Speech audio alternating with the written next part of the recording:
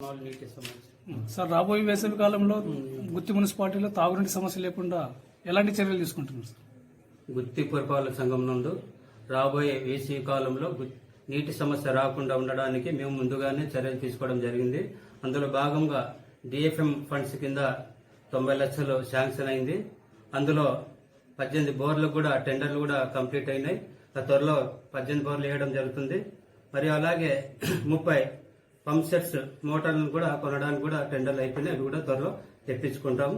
అది కాక ప్రభుత్వానికి ఒక్కోటి 96 లక్షలతో నివేదికలు పంపడం జరిగింది. అందులో వచ్చేసి డ్రిల్లింగ్ కోసము 20 లక్షలు, మరియు transportation of drinking water through tanker ద్వారా ఒక్కోటి 6 లక్షలు, మరియు హైరింగ్ ప్రైవేట్ బోర్వెల్స్ తీసుకోవడానికి 5 లక్షలు, మరియు repairs and hand boards and power boards repair చేయడానికి 35 లక్షలు, మరియు repairs to damage pipe lines కోసం 25 లక్షలు, టోటల్ ఒక్కోటి 96 లక్షలతో నివేదికలు పంపడం జరిగింది. అది కూడా త్వరలో డిఎంఏ గారు హామీ ఇచ్చారు.